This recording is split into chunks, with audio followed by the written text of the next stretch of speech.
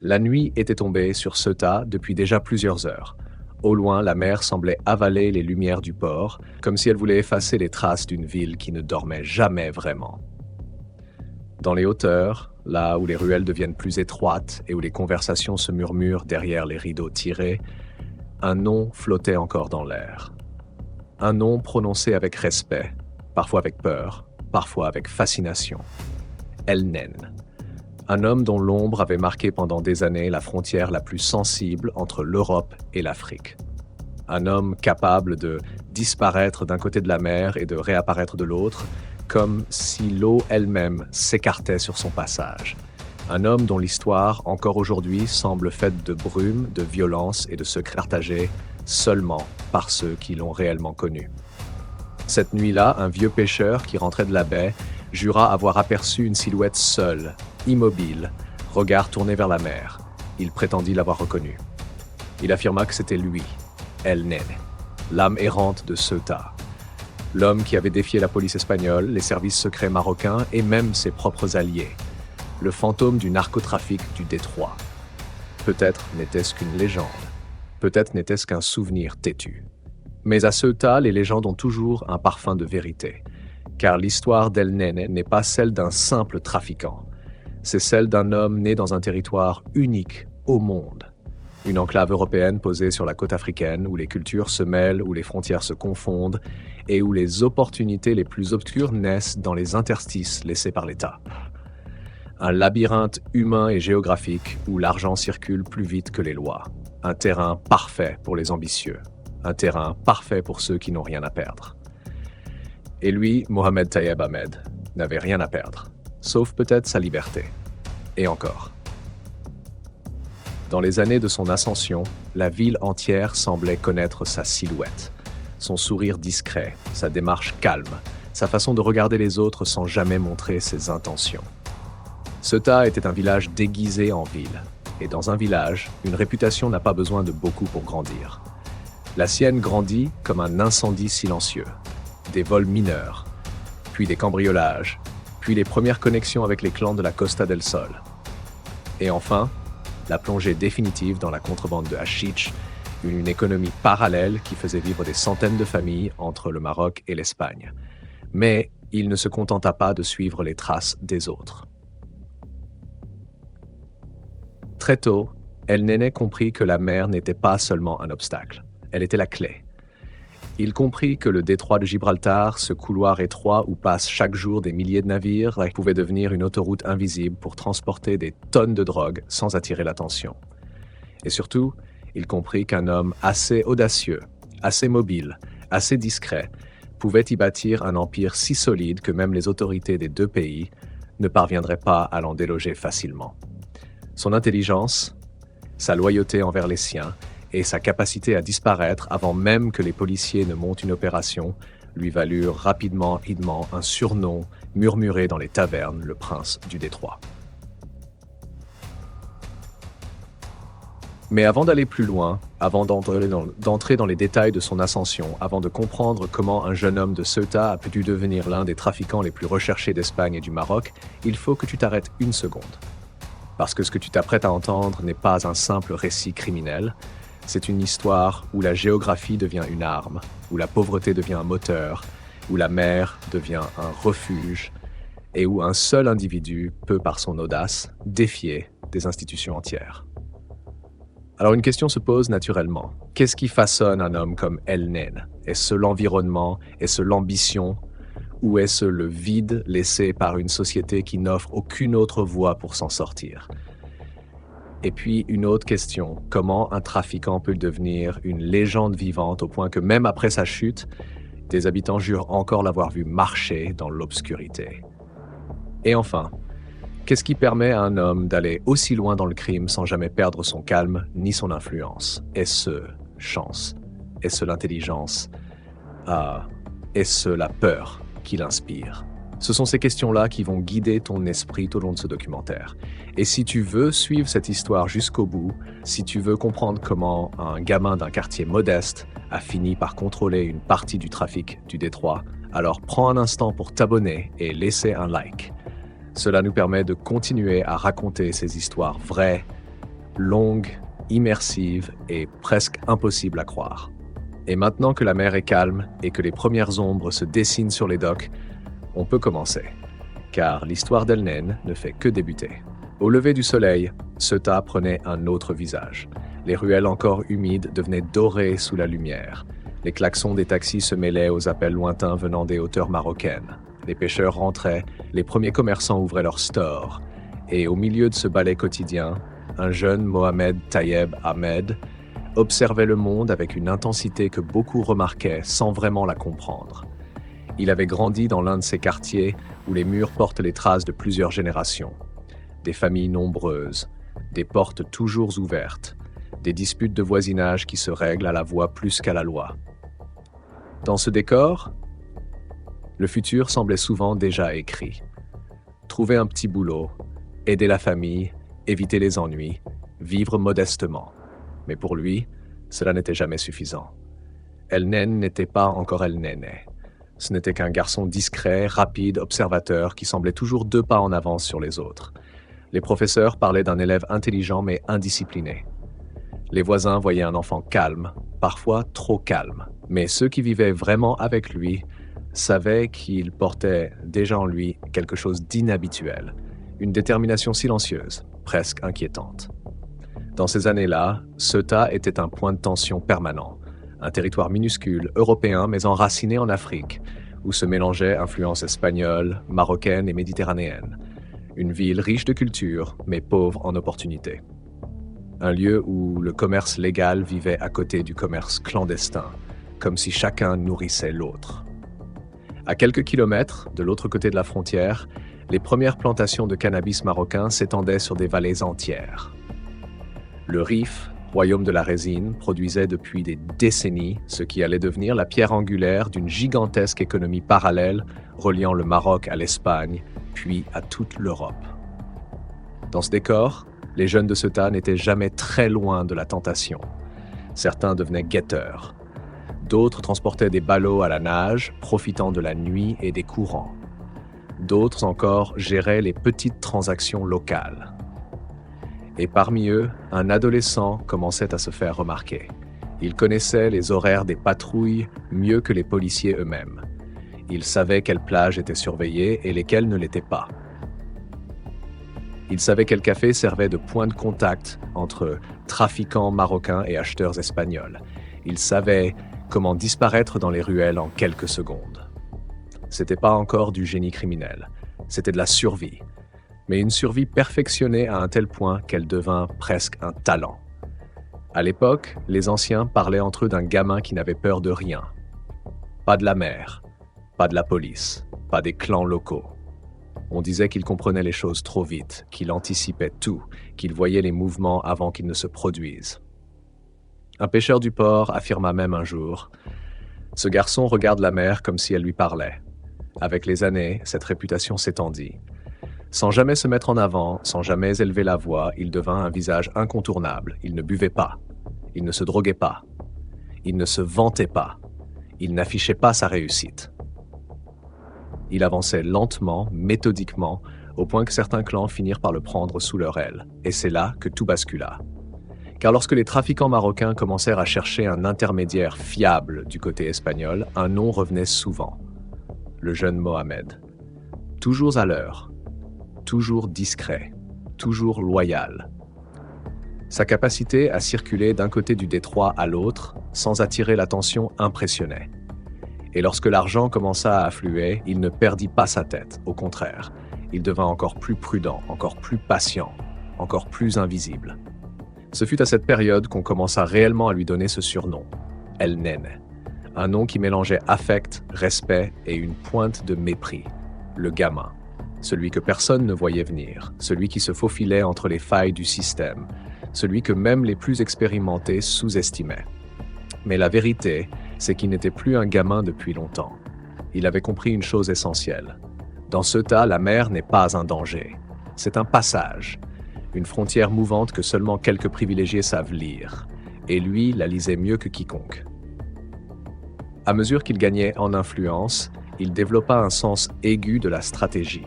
Il diversifia ses contacts, apprit les codes des clans marocains, apprit les faiblesses de la Guardia Civile, cultiva l'art de la discrétion. Il ne voulait pas devenir un voyou visible. Il voulait devenir indispensable. Indispensable pour ceux qui faisaient passer la marchandise. Indispensable pour ceux qui la réceptionnaient. Indispensable pour ceux qui la distribuaient. Cette position, il l'obtint sans violence, uniquement par intelligence. Mais il sut aussi que cette ascension silencieuse allait bientôt attirer l'attention de deux types de personnes. Ceux qui voudraient travailler avec lui et ceux qui voudraient l'arrêter. C'est ici que l'histoire prend un nouveau tournant, car à partir de ce moment, El Nene n'est plus seulement un intermédiaire. Il devient un acteur central du narcotrafic entre le Maroc et l'Espagne, et les premiers risques sérieux commencent à apparaître. Mais avant d'entrer dans cette période de sa vie, celle où tout va s'accélérer, retiens ceci. Les plus grandes légendes criminelles ne naissent jamais dans le bruit.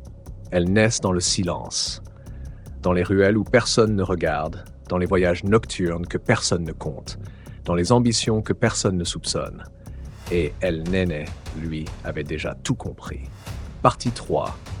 La mer était devenue son domaine. Pas une étendue d'eau imprévisible, mais un territoire qu'il traversait comme d'autres traversent une rue. Pour les autorités espagnoles, les vagues du détroit représentaient un obstacle naturel, un rempart qui ralentissait les trafiquants. Pour El Nene, la mer était précisément l'inverse. Un refuge, un allié, une zone grise où les règles se dissolvaient. C'est dans ces années-là qu'il se lança pleinement dans les traversées nocturnes. Des petites embarcations rapides, les lumières éteintes, les moteurs silencieux, les itinéraires calculés à la seconde. À la frontière entre Ceuta et le Rif, l'eau n'était jamais vraiment noire.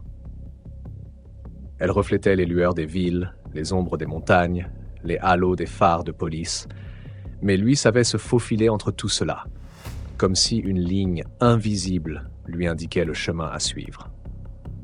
C'est aussi durant cette période que son intelligence stratégique devint évidente.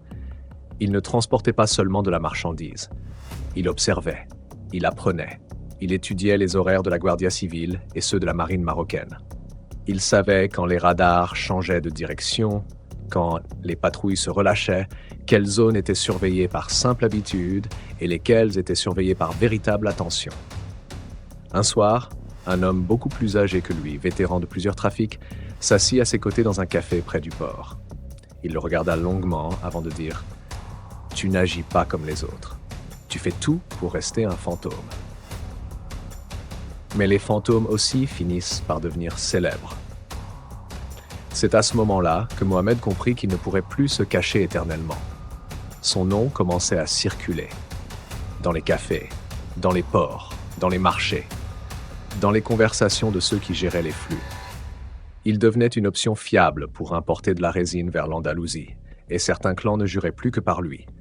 Pourtant, il continuait de refuser la violence. Ah, il n'aimait pas les armes. Il n'aimait pas les démonstrations de force. Il préférait la diplomatie, la parole, les accords tenus dans le respect. Cette approche détonnait dans un milieu souvent dominé par la brutalité.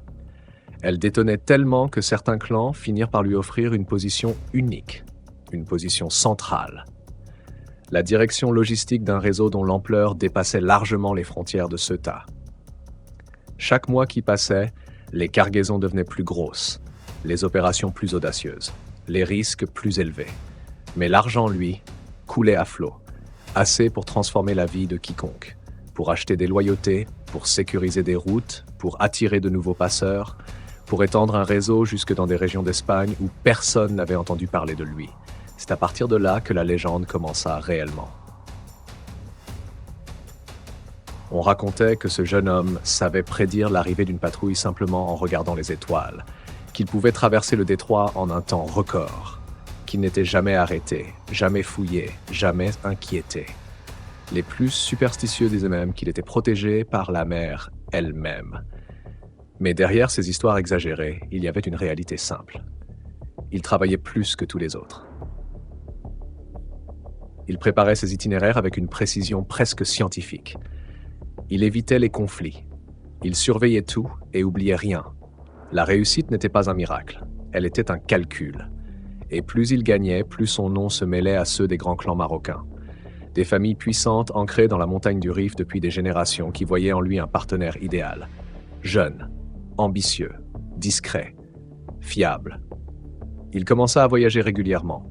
Tanger, Tétouan, Chefchaouen, des rendez-vous toujours programmés dans des lieux isolés, loin des regards. Et chaque fois qu'il revenait à Ceuta, son influence avait encore grandi. Mais plus il s'élevait, plus il attirait une attention qu'il n'avait jamais souhaitée. Car dans ce milieu, la réussite crée toujours deux choses. Des admirateurs et des ennemis. Les clans rivaux commencèrent à suivre ses mouvements. La Guardia Civile ajouta finalement son nom à ses listes d'objectifs prioritaires. La presse locale commença, timidement, à évoquer un jeune trafiquant dont l'identité restait encore incertaine. Le calme qui avait entouré ses premières années commença à se fissurer. Ce n'était pas encore la chute, mais ce n'était plus non plus l'ombre protectrice qui l'avait aidé jusque-là. Pour la première fois de sa vie, El Nen devint visible. Et dans ce monde, la visibilité est souvent le début de tous les dangers. Pourtant, il continua d'avancer, comme si rien ne pouvait l'atteindre, comme si chaque obstacle n'était qu'une étape de plus vers ce qui allait devenir l'un des empires criminels les plus impressionnants de la péninsule ibérique. Mais ce qu'il ignorait encore, c'est que cette ascension fulgurante allait aussi l'amener à croiser certains des personnages les plus dangereux de la région. Des hommes pour qui la loyauté n'existe pas, des hommes pour qui la vie ne vaut rien, des hommes qui allaient, d'une manière ou d'une autre, sceller son destin. La mer l'avait porté, les clans l'avaient adoubé, l'argent l'avait renforcé. Mais tout empire attire un jour ceux qui veulent le conquérir. Et El Nen allait bientôt comprendre que dans ce jeu, personne n'est intouchable. Partie 4. La frontière entre le sud de l'Espagne et le nord du Maroc n'est pas seulement une ligne sur une carte. C'est un souffle, un passage, une fissure entre deux mondes. Pour Mohamed Tayeb Ahmed, cette fissure a été bien plus qu'un territoire. Elle a été un miroir, un chantier, une porte ouverte vers la puissance. Dans ces années où il commence à étendre son influence, ce que l'on appellera bientôt la légende de El Nene prend forme. Une légende faite de nuits sans sommeil, de cargaisons qui traversent la mer comme des fantômes, d'accords conclus dans l'ombre, de sourires discrets et de menaces silencieuses. À Ceuta, tout le monde connaît les ports. Les docks résonnent lorsque le vent souffle entre les containers. Le métal grince comme si les murs eux-mêmes tentaient de parler. Certains disent qu'ils y sentent encore l'odeur de hachich coincée dans les interstices du béton. D'autres affirment qu'à cette époque, il suffisait de connaître les bons hommes pour faire passer une cargaison d'une rive à l'autre, sans que personne ne pose de questions. C'est là, au milieu de ces flux, que Mohamed Tayeb Ahmed se distingue. Pas parce qu'il parle fort, pas parce qu'il cherche à se faire voir, mais justement parce qu'il ne dit presque rien. Dans un milieu où beaucoup gesticulent pour prouver leur valeur, El Nen reste immobile, silencieux, observateur, un homme qui semble toujours comprendre ce que les autres ne voient pas. Peu à peu, il devient indispensable. Les réseaux ont besoin d'intermédiaires fiables. Les clans ont besoin de négociateurs qui n'ont peur de personne. Les trafiquants ont besoin d'un pont entre les deux continents. Mohamed Tayeb Ahmed devient ce pont. Et dans le détroit de Gibraltar, cette simple fonction vaut une fortune. Pendant que d'autres se disputent des miettes, lui organise les routes. Il sait quels pêcheurs accepteront de détourner leur trajectoire. Il sait quels fonctionnaires sont fatigués, vulnérables, sensibles à quelques billets supplémentaires. Il sait quels policiers ferment les yeux lorsque l'argent tombe sur la bonne table. Avec le temps, cette connaissance devient une toile. Une toile invisible, tissée lentement, patiemment, où chaque fil est un homme, une dette, un service rendu, un secret partagé. Et El Nen en est le centre. La rumeur raconte qu'à cette époque, il pouvait faire transiter une cargaison du Maroc jusqu'à la côte espagnole sans même quitter sa chaise. Quelques coups de téléphone, quelques regards échangés, quelques gestes codés. C'est ici que se forge son surnom, El Nene, le gamin. Un surnom presque affectueux pour un homme dont la réputation commence à inspirer la crainte. À force de discrétion, il est devenu incontournable. À force d'écoute, il est devenu indispensable. À force de silence, il est devenu dangereux. Mais ce pouvoir, il ne l'exerce pas seul. Dans l'ombre, plusieurs hommes gravitent autour de lui. Des cousins, des amis d'enfance, des silhouettes venues du Rif marocain, des complices silencieux qui savent fermer les portes quand il le faut et les ouvrir quand personne ne regarde. Ce noyau dur forme petit à petit un clan. Un clan qui n'a pas de nom officiel. Un clan qui ne se présente jamais en public. Un clan dont l'existence est d'abord un murmure, puis un souffle, puis un grondement. C'est à cette période qu'il développe sa méthode préférée. Une méthode simple mais terriblement efficace. Toujours contrôler la mer, toujours contrôler les passages, toujours contrôler les horaires. La mer, dans cette zone du monde, est une autoroute liquide. Il suffit de savoir l'écouter. Il suffit de savoir où se trouve la garde civile. Il suffit de connaître les marées, les mouvements du vent, les angles morts. Elneny maîtrise tout cela avec une précision presque surnaturelle. Les autorités le savent, mais à l'époque, elles n'ont pas encore compris l'ampleur du phénomène. Pour elles, ce n'est qu'un trafiquant de plus, un jeune ambitieux parmi des dizaines d'autres, rien qui justifie une mobilisation nationale. Ce qu'elles ignorent alors, c'est que dans l'ombre des docks, un des futurs caïds les plus influents du Sud est en train de se construire. Un homme qui, en quelques années, deviendra une figure incontournable du narco ibérique. Un homme qui défiera les polices espagnoles, marocaines, européennes. Un homme qui fera trembler des villes entières. Et pourtant, à ce moment précis, tout semble incroyablement calme. Même lorsqu'il commence à gagner beaucoup d'argent, Mohamed Tayeb Ahmed ne change pas. Il ne s'affiche pas. Il ne parade pas. Il ne porte pas de chaînes en or ni de montres extravagantes. Il ne parle pas trop. Ce sont les autres qui parlent pour lui. Dans les cafés de Ceuta, certains disent qu'il a une vision. D'autres affirment qu'il veut créer une organisation à cheval sur 2 continents. D'autres encore pensent qu'il n'est qu'un gamin malin qui a eu de la chance. Ils ont tort, parce qu'à cette époque déjà, Elneny planifie loin. Très loin. Beaucoup plus loin que ses concurrents. Son but n'est pas seulement de transporter de la drogue. Son but est de créer un empire. Un empire où rien ne lui échappe. Un empire où chaque bateau, chaque voiture, chaque cargaison, chaque ruelle, chaque homme peut devenir une pièce sur son échiquier. Un empire où il règne sans avoir à lever la voix. Ce pouvoir qui se met en place dans la discrétion va bientôt attirer l'attention. D'abord celle des clans locaux, puis celle des réseaux internationaux, puis celle des forces de l'ordre. Et c'est ainsi que le gamin, le Nene, va entrer dans une autre dimension. Une dimension où les choix ne se comptent plus en billets, mais en vies humaines. Une dimension où chaque erreur peut lui coûter plus qu'un simple marché.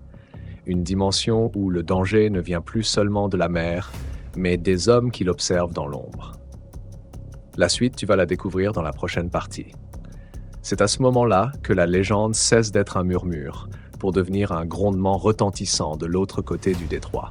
Lorsque le nom de Elneny commence à circuler au-delà des ruelles de Ceuta, il franchit une frontière invisible, une frontière que les criminels les plus ambitieux connaissent bien. Ce moment où l'on cesse de jouer dans la cour des petits. Ce moment où chaque mouvement attire des regards que l'on ne peut plus ignorer. Au début, ce sont des murmures dans les bars andalous. Un jeune du détroit qui bouge des quantités inhabituelles. Un homme capable de faire traverser la mer à des chargements en plein jour. Un cerveau qui évite les échecs, qui apprend vite, qui ne cède pas à la panique. Puis les murmures deviennent des regards. Des regards posés par des groupes plus puissants. Des regards venus d'autres régions. Des regards froids, calculateurs, qui cherchent à comprendre qui est ce jeune qui grimpe trop vite. Et quand ces regards-là se posent sur vous, ce n'est jamais un hasard. C'est le signe que quelque chose est en train de changer. C'est le signe qu'on vous considère désormais comme un acteur sérieux.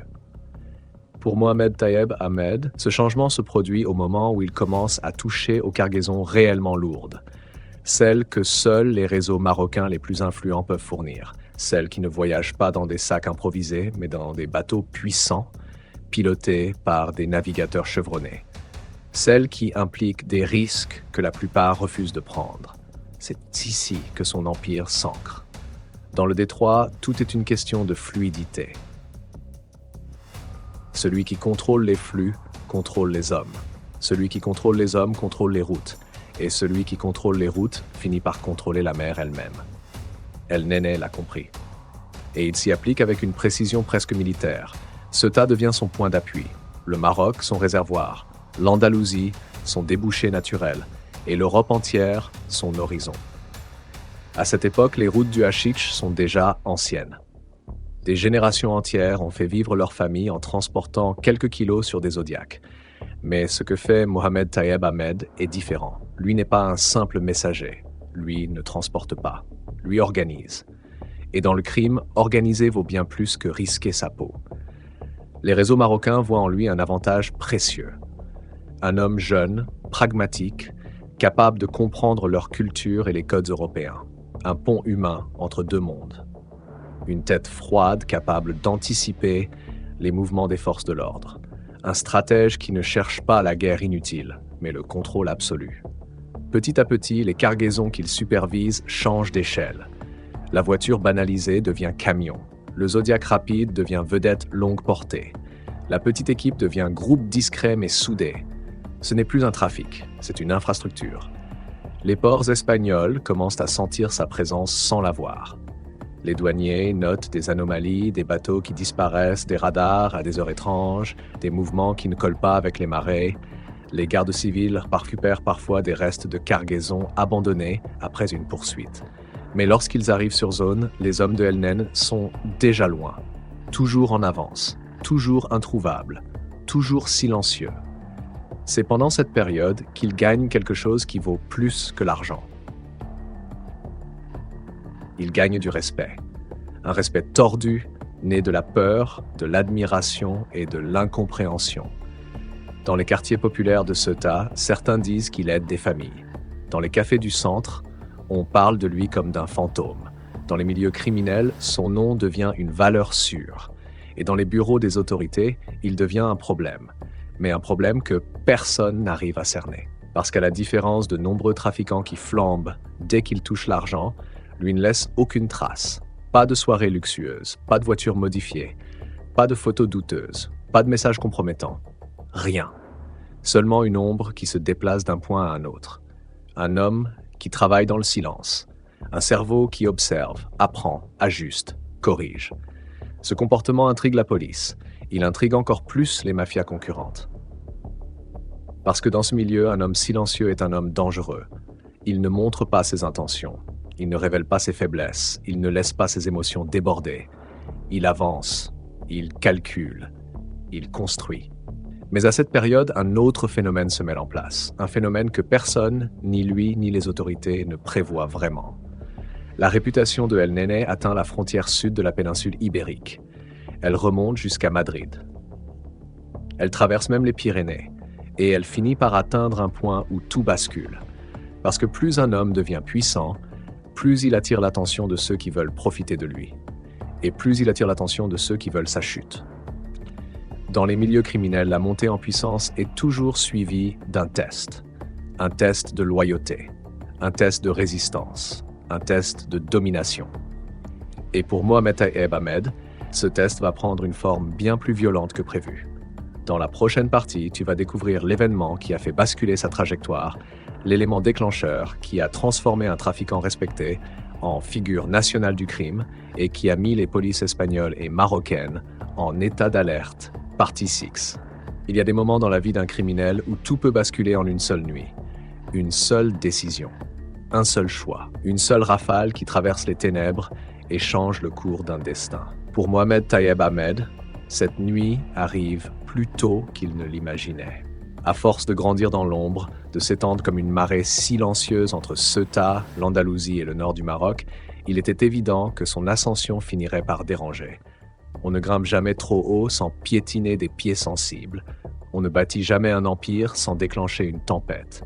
Ce soir-là, la mer est calme, trop calme. Un de ces silences qui semblent cacher quelque chose, comme si l'air lui-même retenait son souffle.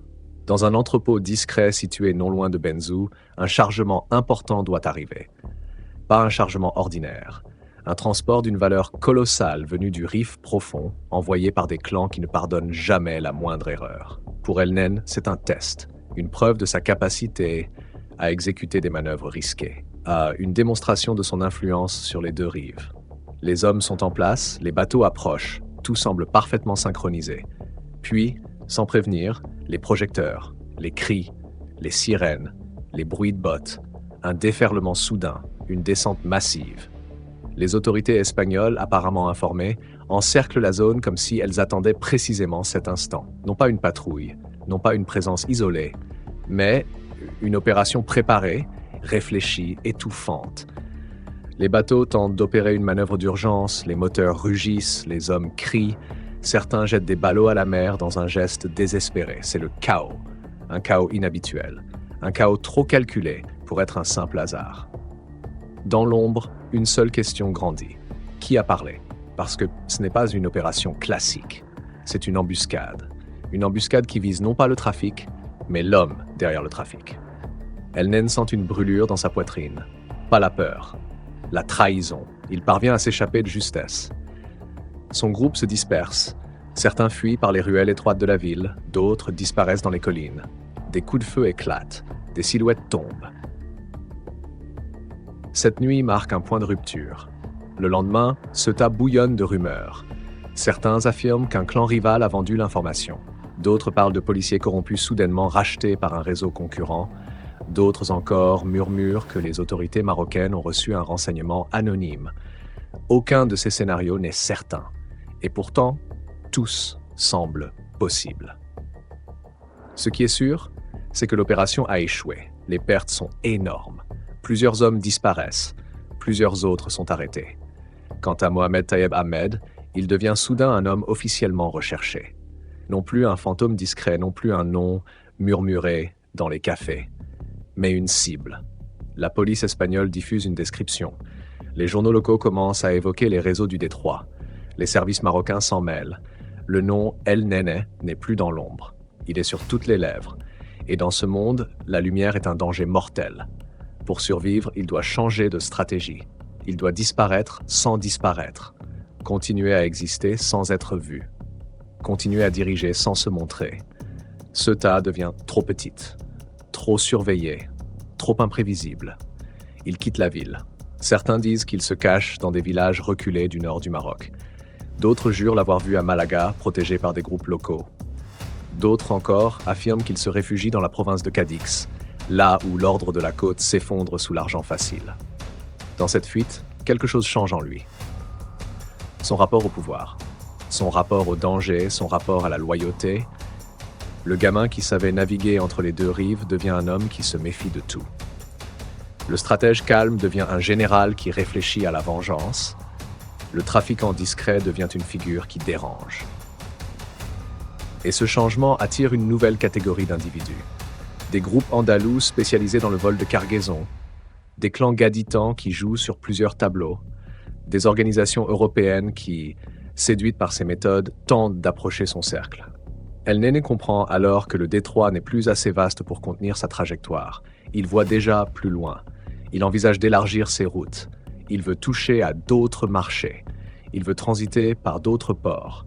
Sa vision dépasse désormais les paysages familiers de Ceuta.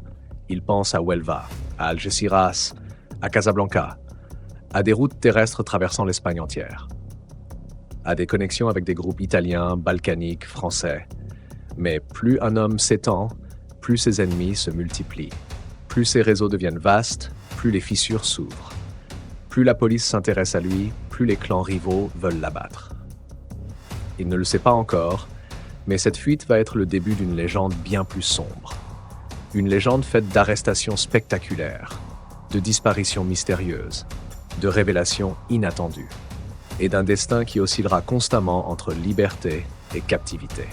Cette période marque la métamorphose du naine en figure mythifiée, une figure que la presse appellera le narco invisible, une figure que les jeunes des quartiers citeront comme un exemple de ruse et d'intelligence, une figure que les autorités considéreront comme un cauchemar.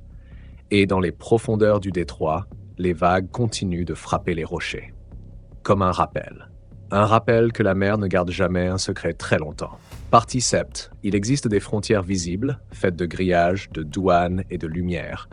Et il existe des frontières invisibles, celles que l'on franchit au moment où l'on devient trop dangereux pour être ignoré.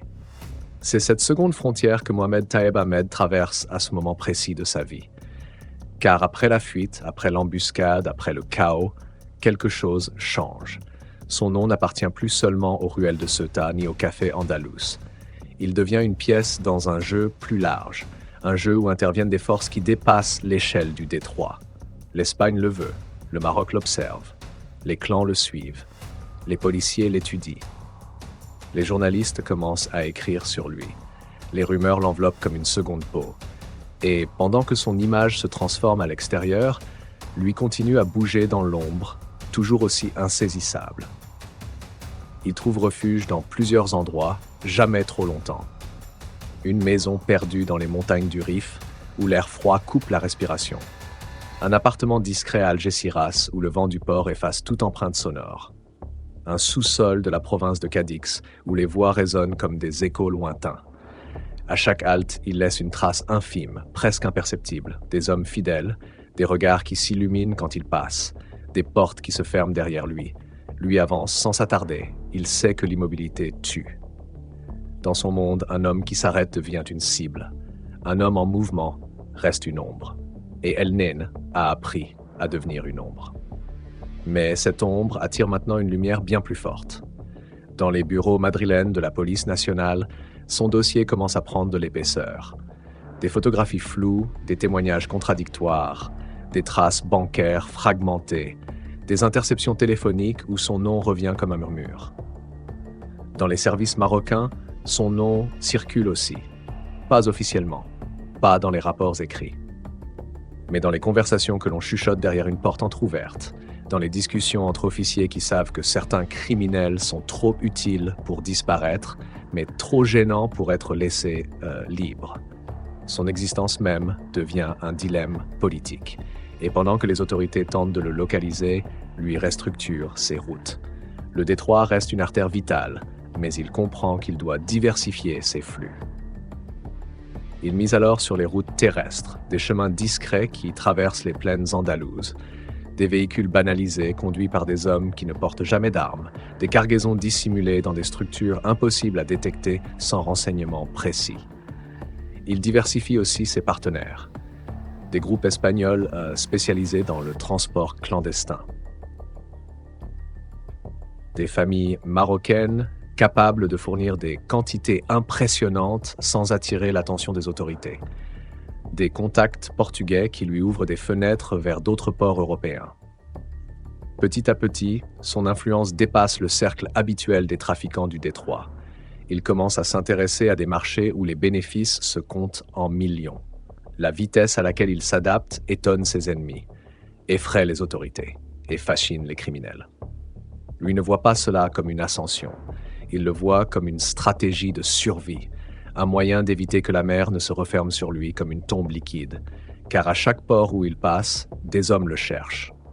Certaines polices veulent l'interpeller, certaines brigades veulent le faire parler, certains clans veulent récupérer ses routes, d'autres veulent l'effacer. Chaque jour devient une confrontation invisible, chaque déplacement un risque calculé, chaque rencontre un test de loyauté. Dans son cercle proche, il ressent les tensions. Certains hommes ont peur, certains doutent, certains admirent trop, d'autres convoitent ce qu'ils possèdent. Il sait que la loyauté n'est pas un sentiment, c'est une monnaie instable, fragile, qui change de valeur selon les circonstances. Il l'a appris sur les docks de Ceuta, il l'a compris dans la nuit de l'embuscade, il en perçoit les conséquences maintenant, alors que son réseau devient plus large, plus fragile, plus complexe.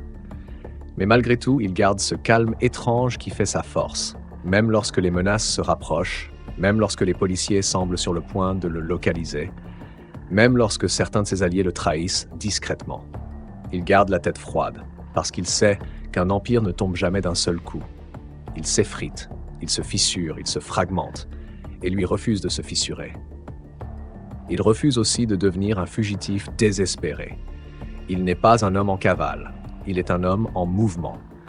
Deux choses très différentes, mais cette distinction va s'éroder lentement, douloureusement, à mesure que les forces de l'ordre se resserrent autour de lui. Dans les journaux espagnols, son nom apparaît désormais avec un certain poids. Pas encore celui d'un grand parrain, pas encore celui d'un baron international, mais celui d'un fugitif intelligent, insaisissable, capable de défier une surveillance renforcée. Dans les reportages marocains, il devient un symbole ambigu, un fils du Rif devenu puissant, Un enfant du détroit devenu légende, une figure dangereuse et fascinante à la fois. Et au centre de tout cela, il y a une vérité simple. Il n'y a plus de retour possible. Sa vie bascule définitivement dans un autre registre. Un registre où les jours ne s'organisent plus selon les marées, mais selon les menaces. Un registre où le danger n'est plus un élément du travail, mais un compagnon quotidien. Un registre où la liberté devient une illusion précieuse, fragile, prête à se briser au moindre faux pas. La suite est inévitable. Elle l'attend comme une ombre derrière une porte entr'ouverte. Elle approche lent, méthodiquement, et elle porte un nom que l'on connaît déjà, l'arrestation. Dans la prochaine partie, tu découvriras comment ce cercle se referme autour de lui, comment les autorités parviennent enfin à recouper les pièces du puzzle, et comment le mythe de El Nene se transforme en une histoire encore plus surprenante. La chute, la légende et la question que Marseille ne cessera jamais de se poser. La fin d'un règne n'est jamais un moment précis. C'est une série de fissures, de doutes, de choix mal calculés qui finissent par faire s'effondrer une montagne que l'on croyait indestructible. Pour Mohamed Taïeb Ahmed, El Nene, cette chute a commencé bien avant que les journaux ne l'annoncent. Elle s'est jouée dans le silence des nuits de Ceuta, lorsque certains anciens alliés ont commencé à se demander si le roi n'était pas devenu trop puissant, trop visible. Elle s'est jouée dans les ports, lorsque des cargaisons ont disparu avant d'arriver à destination. Elle s'est jouée dans les conversations discrètes entre policiers de différents pays, soudain unis par une obsession commune. Elle s'est jouée dans l'ombre. Elle s'est jouée dans l'ombre, là où les empires se décomposent avant même que leur roi ne le voie. Et pourtant, El Nene a continué d'avancer comme si rien ne pouvait l'atteindre, avec cette assurance froide qui avait construit sa légende, avec cette conviction que tout pouvait être négocié, avec cet instinct presque animal qui lui avait permis de survivre là où d'autres seraient morts depuis longtemps. Mais même les légendes oublient parfois que leur pouvoir repose sur un équilibre fragile. Une brèche suffit pour que tout s'effondre. El Nene a été arrêté. Les journaux ont parlé de victoire, les autorités ont célébré une réussite historique et le public a découvert le visage d'un homme dont il ne connaissait que le surnom. Pour beaucoup, ce fut la fin d'une histoire. Pour d'autres, ce n'était que le début, parce que l'arrestation d'un chef n'efface jamais ce qu'il a construit. Les routes de la cocaïne restent là, les alliances restent là, les hommes formés par son réseau restent là, et surtout les questions restent là. Dans les rues de Ceuta, dans les quartiers espagnols, dans les salles des ports européens, une interrogation revient comme un murmure. Comment un homme venu de si peu a-t-il pu bâtir autant? Pourquoi lui? Pourquoi là? Pourquoi de cette manière? Et surtout pourquoi personne n'a réussi à l'arrêter plus tôt? El Nene, même derrière les murs, reste un symbole. Le symbole d'une époque où le crime n'était pas seulement une activité clandestine, mais une économie parallèle. Le symbole d'une génération qui n'a jamais cru qu'un diplôme ou un métier pouvait lui offrir un avenir. Le symbole d'un monde où la loyauté est parfois plus solide que la loi. Aujourd'hui encore, certains racontent que ses méthodes étaient d'une précision presque chirurgicale. D'autres affirment qu'il avait un don pour lire les hommes, pour comprendre leurs failles, pour prédire leurs actions. D'autres enfin disent que son règne n'aurait jamais existé sans une dose de chance. Comme toujours, la vérité se cache quelque part entre les trois. Ce qui reste, c'est son empreinte. Une empreinte profonde sur les routes du trafic européen. Une empreinte encore visible dans les ports du sud de l'Espagne. Une empreinte gravée dans les mémoires de ceux qui l'ont côtoyé. Et pourtant, au-delà du crime, au-delà de la peur, au-delà de la puissance, il reste une autre vérité. Une vérité que l'on oublie souvent. Un empire bâti sur le sang finit toujours par exiger le sien en retour. La vie d'El Nene est une parabole moderne. Une parabole sur l'ascension fulgurante et la chute inévitable. Une parabole sur les illusions de pouvoir. Une parabole sur la solitude des hommes qui montent trop haut et trop vite. Une parabole sur les conséquences que l'on ne peut jamais fuir, aussi vite que l'on court. Et peut-être que c'est là que réside la seule question qui vaut vraiment la peine d'être posée. Qu'est-ce qu'un homme gagne vraiment lorsqu'il gagne le monde entier, s'il se perd lui-même en chemin? C'est cette réflexion que je te laisse. Une réflexion sur les choix, les routes empruntées, les illusions qui nous attirent et les prix que l'on doit payer. Dis-moi ce que tu en penses dans les commentaires. Et dis-moi aussi, selon toi, pourquoi certains hommes deviennent îles des criminels, alors que d'autres, dans les mêmes rues et dans les mêmes conditions, choisissent une autre voie? Et si tu veux d'autres histoires vraies, d'autres légendes obscures, d'autres plongées dans l'ombre des mondes criminels, abonne-toi. Active la cloche, laisse un like parce que chaque soutien permet de continuer à raconter ces récits qui, parfois, en disent plus sur l'humanité que n'importe quel livre d'histoire. Et surtout, dis-moi quel criminel ou quelle organisation tu aimerais voir dans la prochaine enquête. Ton choix peut devenir la prochaine légende.